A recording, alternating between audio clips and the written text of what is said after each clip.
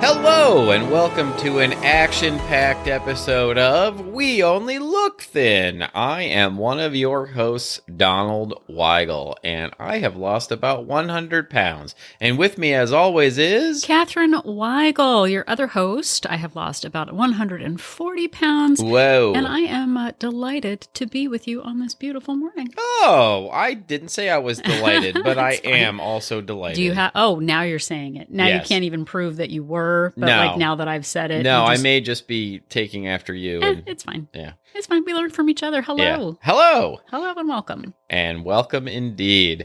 This is an episode, if you listened last week, we did kind of a getting started reboot 2022. I'm jumping into my health and fitness episode. And this week, we are going to give you 10 things that you can do right now. Right. So on the last episode, we talked about mindset, tracking, and movement. And those are Yes. kind of big, broad stroke, cornerstone habits. But like Donald said, these are going to be 10 tips to really get you started on making some changes today. It's not up in your brain, but actually in your actions. Absolutely. And, one of the things that we talked about, as Catherine just said, was tracking last week. And I know to a lot of people that is just, it's like kryptonite to them. We both feel like it is essential in this process.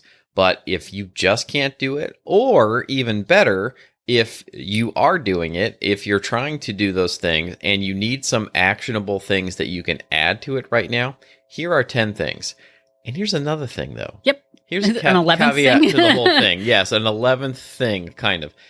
You don't need to do all 10 of these things right now. In fact, don't do all 10 of them. Yeah, you just pick one and focus on that and try it for a little bit. And then when you work it into your life, when you make it a habit, then maybe add another one. Yeah, there are so many times that I have done I'm going to change 50 things right now. Yeah. And it gets overwhelming. Maybe you can do it. It's like juggling, which I don't do. Yeah. You can do it for a minute. You can do it for a week and you feel like you're all together.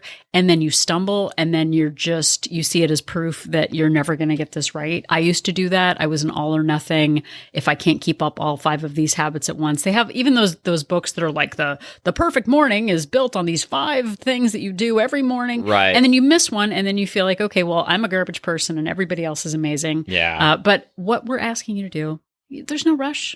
Just pick one. There are as many as 12 months in a year. And so if you just even did one a month that you added on, see how you feel, keep going from there, that's totally fine. Please don't do it all at once. Don't get overwhelmed. Just decide which of the following 10 things we're going to tell you about is something that you want to try out. Yes, indeed. So, are we going to tell them the 10 things? We are going to tell them. So I'm going to tell you the 10 quickly without preamble. No preamble at all. No, None. this is plenty of Bereft preamble. of preamble. I know you're saying there's no preamble, but I feel like this is preamble. So we're going to tell you the 10, and then we're going to tell you the 10 in detail and what we mean by them. So here we go. Get ready. Get out your pencil and paper. Yeah. Okay. Not if you're driving. Pump up the volume. Portion control. Eat more protein. Don't make anything completely off limits. Don't bring the devil home with you. The number on the scale is just data. Try to avoid drinking your calories. Actually pay attention to what you're eating. Stop qualifying food as good or bad. And stay in your own lane. Those are 10 things. 10 things What that the you heck can do they mean? right now. And, none of them are like crazy painful. Yeah, and they're not, we didn't talk about tracking calories at all, but No, we're just, we did not say that. we're talking about adding things. All right, so what is the first one? The first one is Pump up the volume. It's just what we say. It's Yeah. what we love. Many people will say, well, you know what you need to do? Eat some celery. It takes more celery. You eat celery, Yeah, you and it burn burns more calories calories by eating celery. And I used to think if only I loved celery, I wouldn't have been almost twice as much in many pounds as I am right now. I didn't have it a would celery be just problem. so simple. If only I loved celery. Oh, it sure would. But by pumping up the volume, we're not saying eat a salad every day. What we're saying is add volume in your food with low-calorie food options. Yeah, find some low-calorie things that you actually like that you can add to your meals. Now, that might be as simple as a vegetable side, adding that to your meals. But in my case, a lot of times I will do things like saute up a batch of like mushrooms and onions, which are virtually calorie free, and I'll add them to just about everything. I put them on top of veggie burgers, throw them into soups, add them to pasta things. Salsa is a great low calorie thing to add to stuff. Well, and part of this, the pumping up the volume, is when I used to diet, I would eat the smallest portion I could. I felt like I just needed to eat a really sad little lean cuisine and be satisfied. But it turns out that we can pump up the volume of the foods we're eating with, like Donald said, with canned stewed tomatoes or with sauteed mushrooms, or by doubling the volume. I like lots of stuff in my stomach. Yeah. I don't want to feel hungry all the time. And the way we don't feel hungry is by adding volume to the foods that we feel more satiated. Yeah, like, pickles, jars of pickled peppers, roasted red peppers, cauliflower. Like I really like cauliflower. I know not everybody does, but adding that to anything that's sort of, cheesy. Yeah, like a mac and cheese with added cauliflower is delicious. Mashing it up and putting it in things to like really increase the amount of food that you're eating so that, it's low calorie, but you're filling yourself up a lot more than you would if you were just eating the thing plain. Right. So we're not super duper into diety foods. I used to think that I used to have low calorie versions of everything. Yeah. But what I actually prioritize is I really like,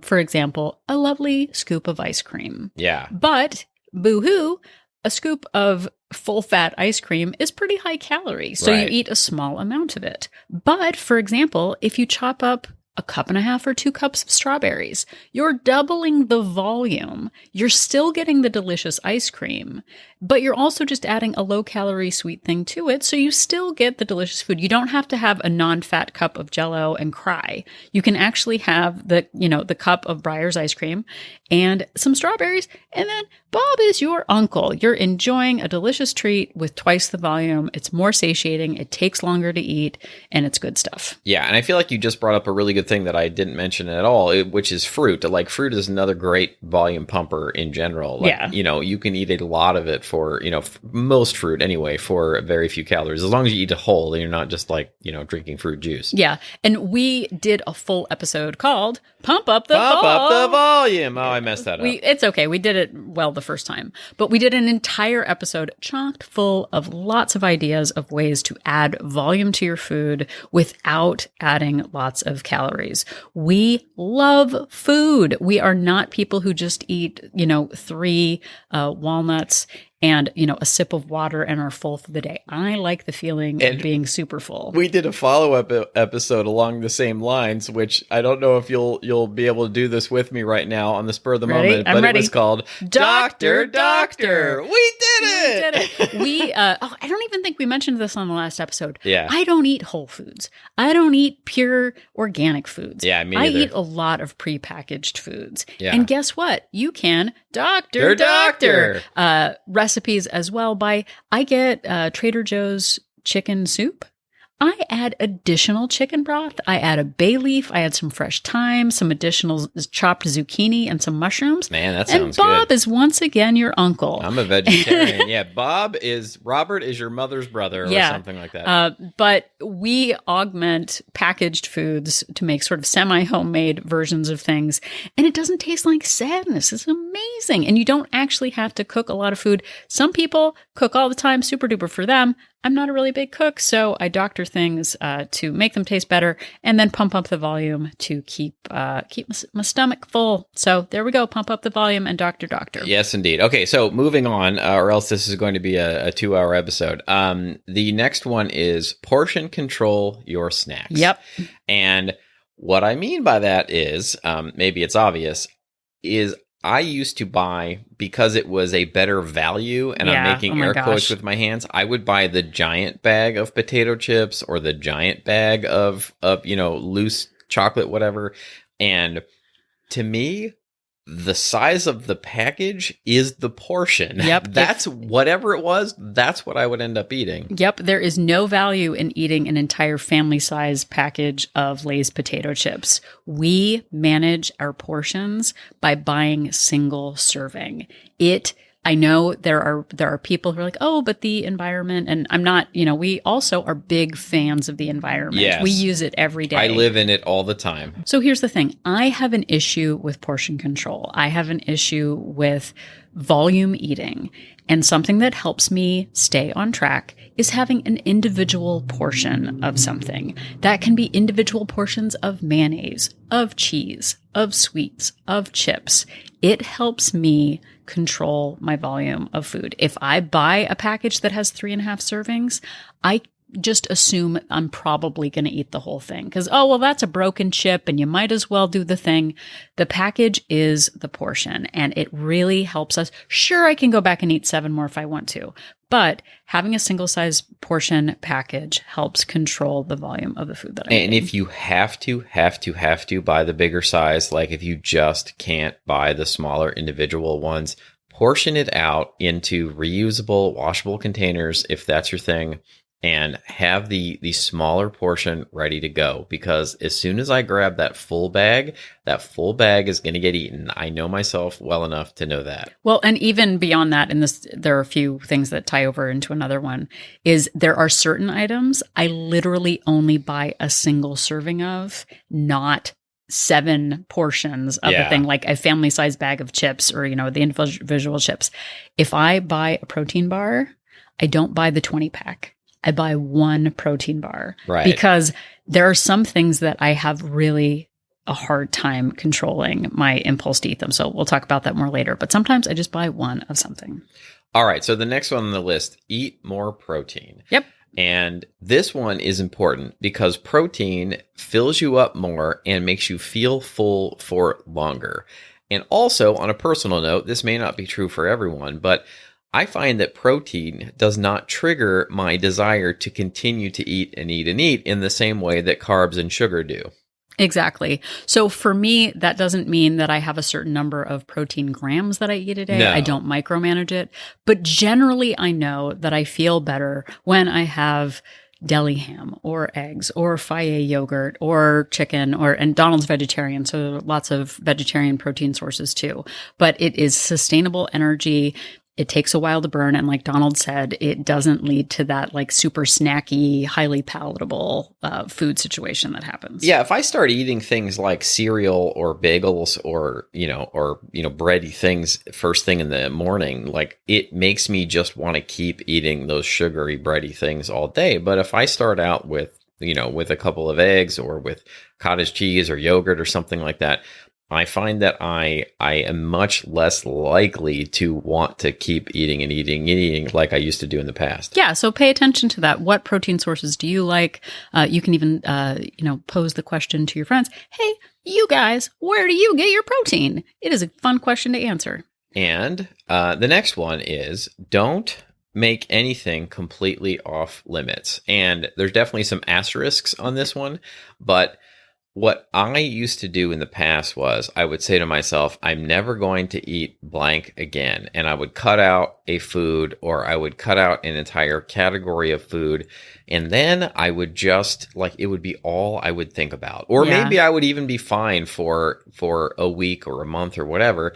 And then I would the craving for whatever that was would overwhelm me. And all I would want to do is binge on it. And then I would feel as if I had given up all of my progress to that point. And I would just quit entirely. Yeah.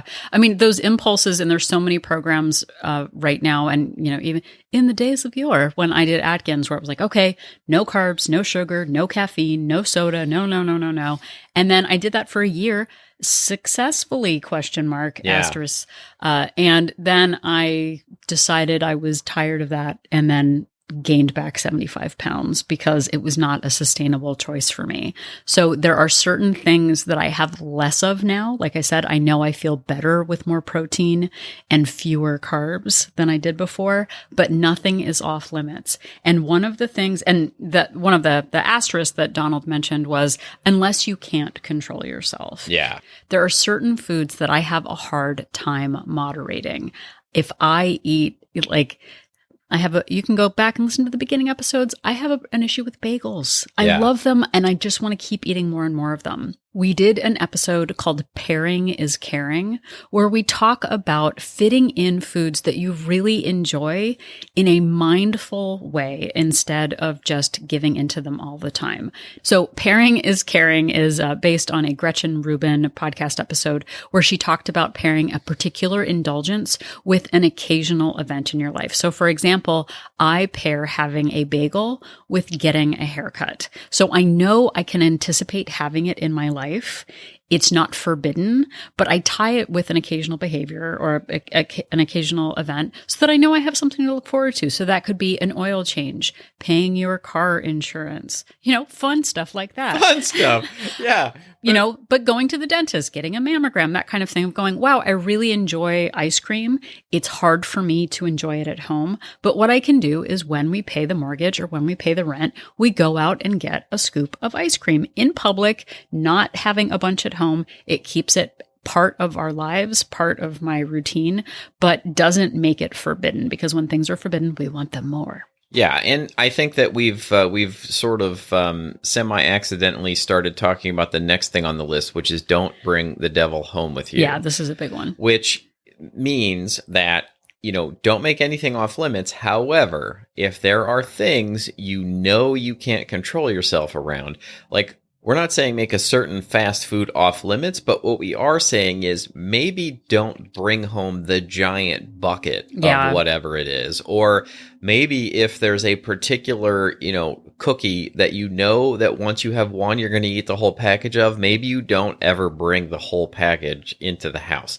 And this was something that we don't do Weight Watchers, but we both did it years ago. This was one of the things that we picked up from Weight Watchers, which was the don't bring the devil home. And Catherine has a rule that she goes by when trying to figure out if there's something that she could moderate or not. Yeah, so I call it the 3 strikes rule, which apparently has something to do with baseball. Yes. American baseball. Or hockey. Yeah. No, it's baseball. But there are certain things, even after losing 140 pounds, there are things that I have a really hard time moderating. Now, there are some people who believe that, we should all things in moderation.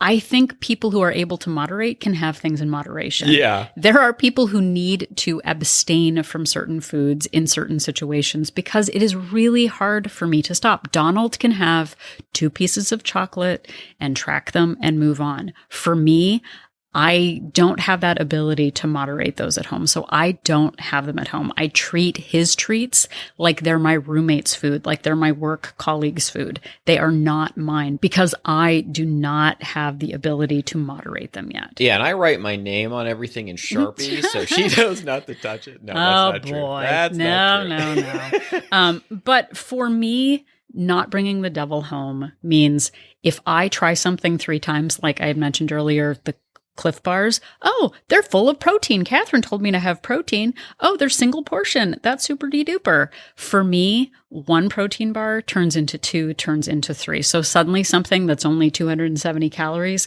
suddenly is an 800 calorie indulgence because I don't have the ability to moderate them at home. So I do not bring the devil home. If I even go 3 or 4 months and go, you know what, maybe now I can try to have those at home. Have it at home. Again, if I overindulge in them, if I can't control my portion sizes, I again just don't have them at home. For me, those 100-calorie popcorn packs, 100 calories, what's wrong with that? I end up eating 4 of them. So I've tried a few times. They are in the category of El Diablo, and I just don't have them at home because I do not moderate. I can bring 1 package home for 100 calories.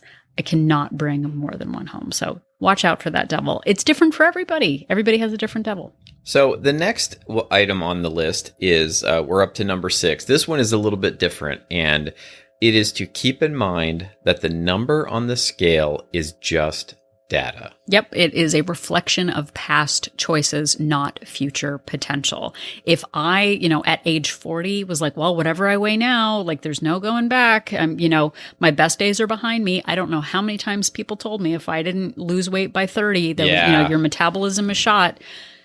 The number on the scale is data, and we can get so caught up in what it means. Oh, we're no good. Or we base our value. Okay, I'm down on the scale, so I'm a good person.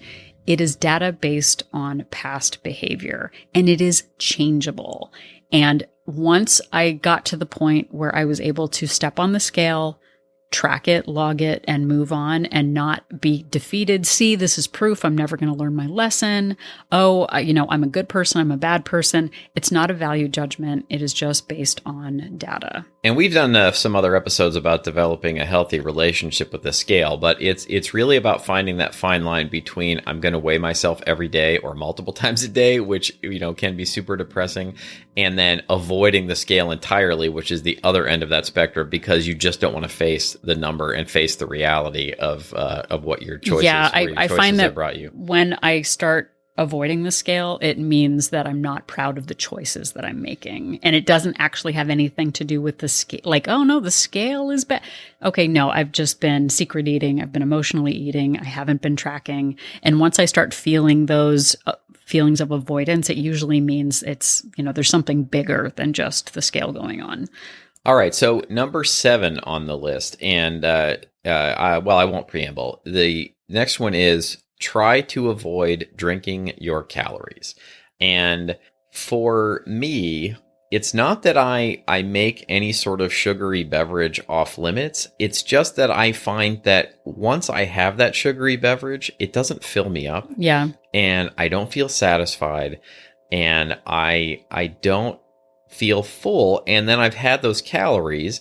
And then I just want to eat more to sort of fill the void of filling up.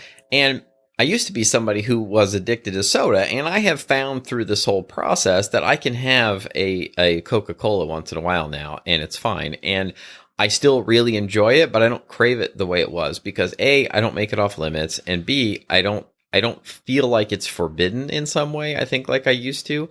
But also, I know that if I have that soda, that I will regret the fact that I didn't get to eat something instead. Right. Well, and 2, we do the thing of pairing is caring. So perhaps if we go see a movie, we'll get a soda or something like that. Yeah. Or for me, a big thing is going to Starbucks. And I'm not a huge Frappuccino person. Yeah. But we have a policy of if I'm going to get a sweet beverage, I get the smallest one. I get a small Coke. I get a small or tall Frappuccino or whatever, because I'm getting the satisfaction of the full fat, whatever. I know a lot of people do like, well, I'm going to get the half skinny, no fat, whatever.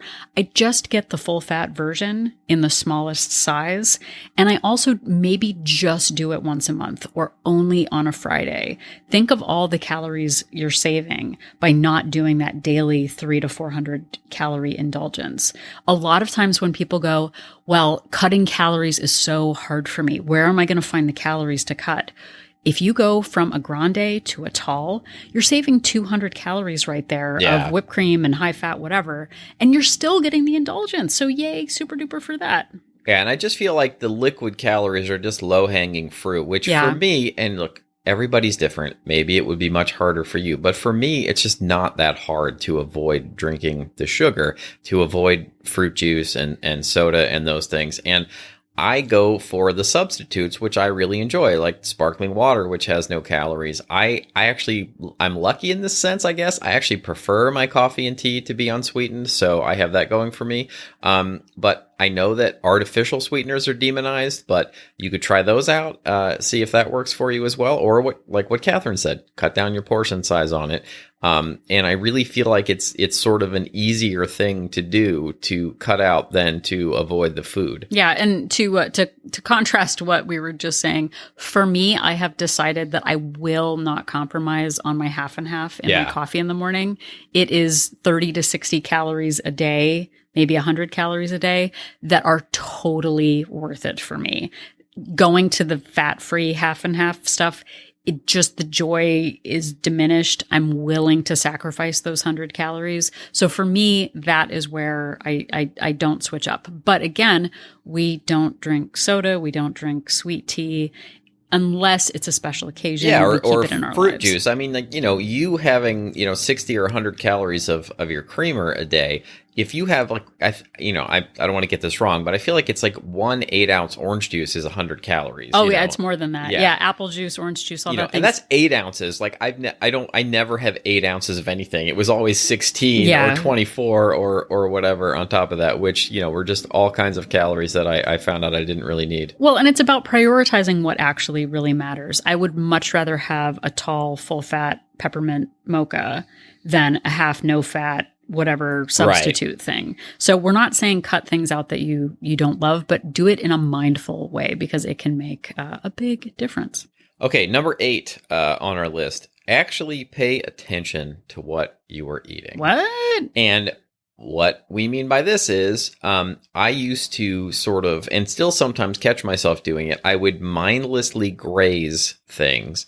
And then even if I was eating something that I really, was an indulgence, I would eat it, and then I would, I'd be distracted doing something else on my phone, looking at the TV, reading, even just having a conversation. And then suddenly I would be like, wait, did I even eat that? Like I didn't even have a chance to enjoy it. And really focusing on what you're eating, and especially when it's an indulgent treat, so that you actually enjoy it and have the satisfaction from it, and it doesn't leave you with that feeling of, oh man, I basically missed it. I need to have more. Well, and I think that was one of the really huge issues with my eating. Sure, Catherine, all I do is see you eat salads. But what about the candy dish in my boss's office? What about the candy dish at the front desk? What about the shared snacks in the break room? Yeah. What about, being at a party and just grabbing a handful of something? What about sitting on the couch and just opening a bag of chips and eating the whole bag of chips while you're watching TV? There are so many ways that we mindlessly consume calories. And like Donald said, I would finish a small bag of chips, not realize I had finished them, and go, okay, well, I'm just going to have one more bag and I'll really pay attention to it this time. I can forget what I'm eating, even with tracking. Yeah. If I eat it before I track it, I forget what I already ate. So it's really imperative to be mindful because it makes the experience of the food more enjoyable. And it also just keeps you from mindlessly eating. I would pick up our daughter's plate after dinner, just start eating whatever garbage was left on her plate. While I'm cooking food, I would mindlessly eat. Turns out, I know I've talked about this in the past, I would eat about 1,000 to 1,500 calories of crackers and hummus before dinner every night. I'm just a grown-up enjoying my joie de vivre of life. Why am I overweight? Hummus is healthy, everybody. We'll talk about that in a minute. So just be mindful. Just turn off the devices, turn off the TV maybe if you're not really sure what you're eating. Pay attention to what you're eating, your food. You love food. You deserve to pay attention to it. Yes, indeed. And that is a good segue into number 9, which is stop qualifying food as good or bad. Yep. There's no good food. There's no bad food. Food is not a moral thing. Food is just something you eat. It's all just calories. It doesn't matter if it's organic, if it's a whole food, if it's a half food, if it's a frozen food. There is no moral value in the food that you're eating. I was jealous that Michael Phelps, I'm bringing him up again, you guys. I'm taking him to task. You really have a thing about Michael Phelps being able to eat all those calories. Found out he could eat 10,000 calories a day. Must be nice to be that does Michael sound nice, Phelps. though. Does sound nice, but he works for it. But if Michael Phelps eats a candy bar, you're not like, you're a garbage person, Michael Phelps. Yeah. There's no value judgment in it. Calories are calories. It doesn't have to be organic. It doesn't have to be an ancient grain. It doesn't have to be, farm to table, whatever. If all you can manage is a frozen mac and cheese, amen. Yeah. Like there is no value in making everything from scratch. And I think we said it earlier in this episode, like I lost the 100 pounds by mostly eating convenience food. Yeah. I cook almost nothing from scratch. I will buy things from the store that somebody else cooked for me that, fit within my calorie goals. But I eat a whole lot of frozen things that I just put in a toaster oven or an air fryer or the microwave. I'm just going to keep naming just name things electric that things. cook things. And I don't worry about whether they're whole foods or not. And also, and I think we're going to do a whole episode about this in the near-ish future, there are lots of foods that are labeled as good, like avocado toast, and then other foods that are labeled as bad. Like you put Nutella on toast, that's bad, but they're basically the same amount of calories per ounce. Yeah. Now, portion control matters, satiety matters, but all of this, and we didn't even talk about this, there are no cheat days. Yeah. You're not the hamburger stealing burgers from Mickey D's. Yeah, what are you cheating on anyway? Yeah, there's no a good day, a bad day, or whatever.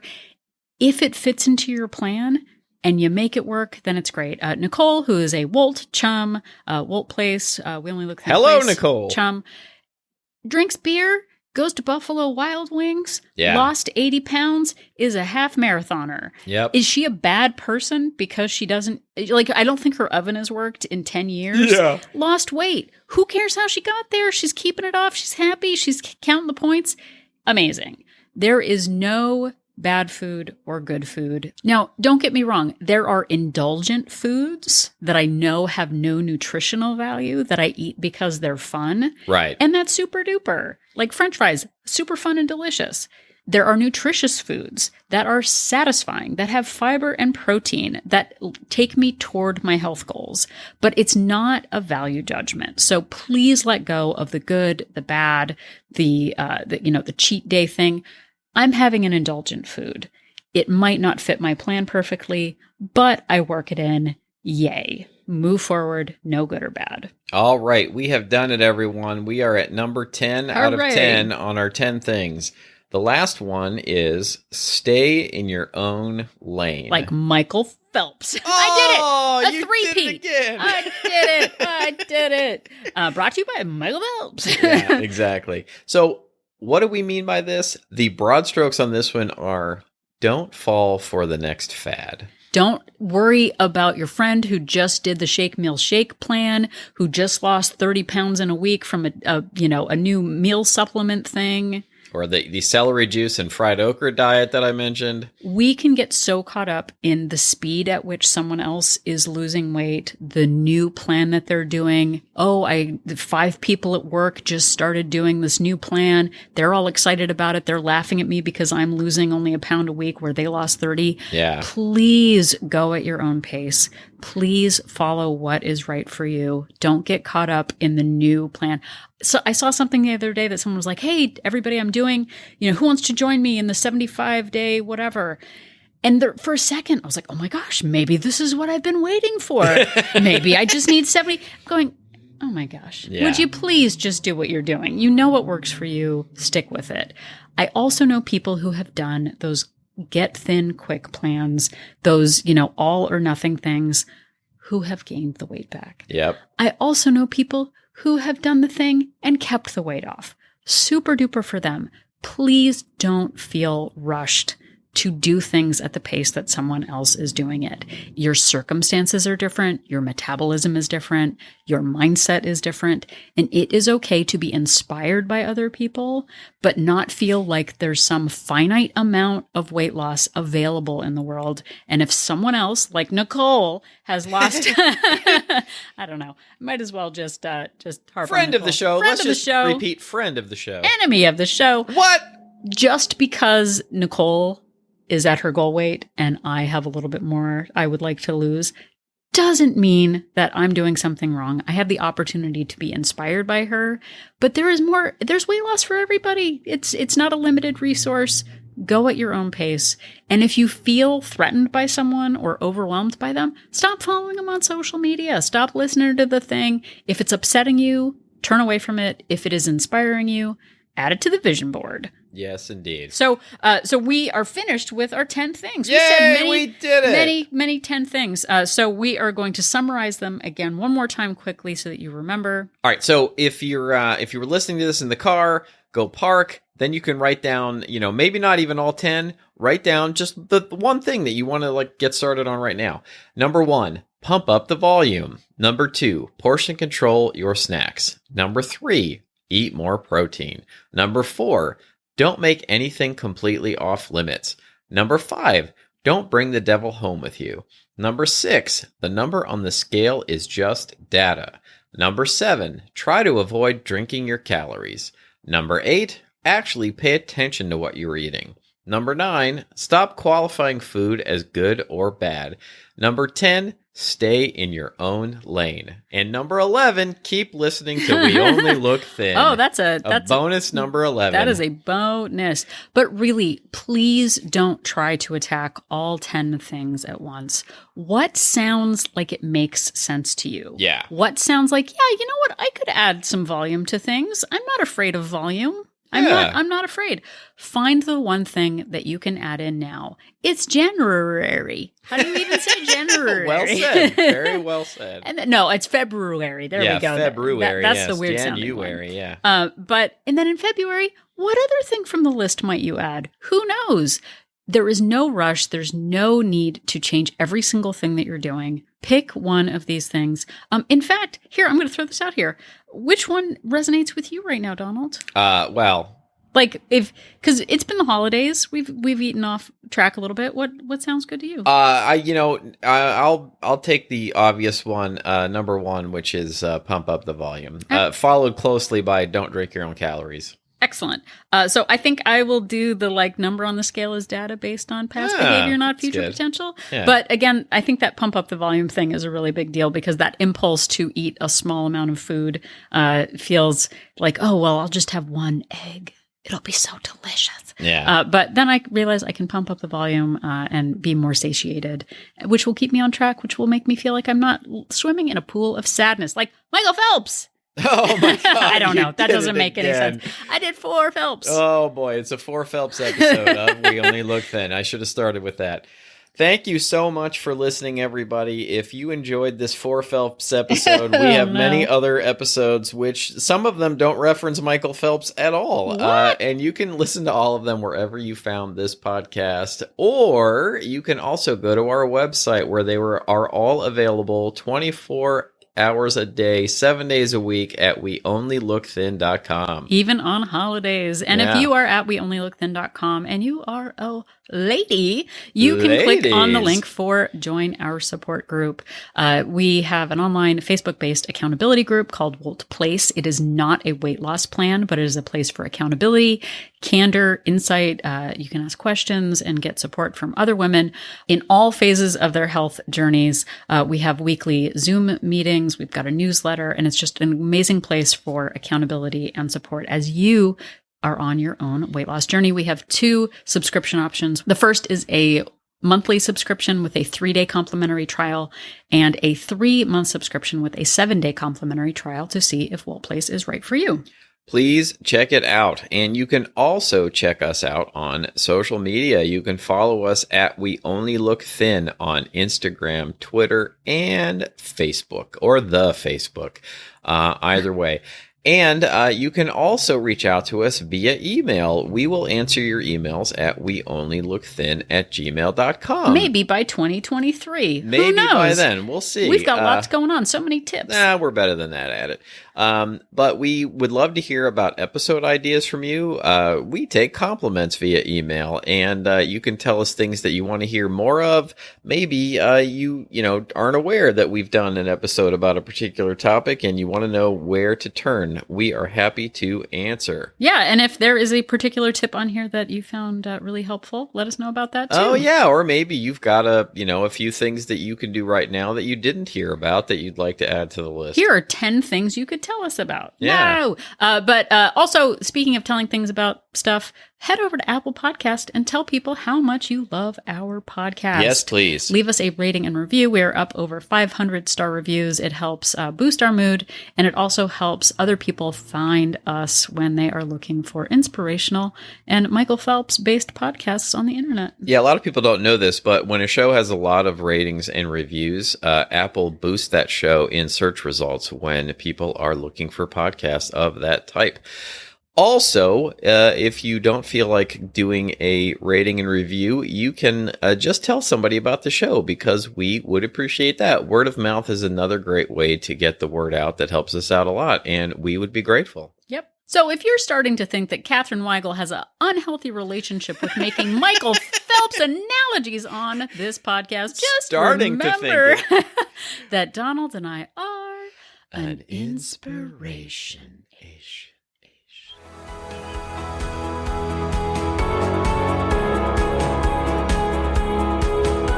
The information that you hear on this podcast is for informational purposes only. The hosts are not medical professionals. You should always consult with your doctor, nurse, or other certified health professional before beginning any diet or fitness program.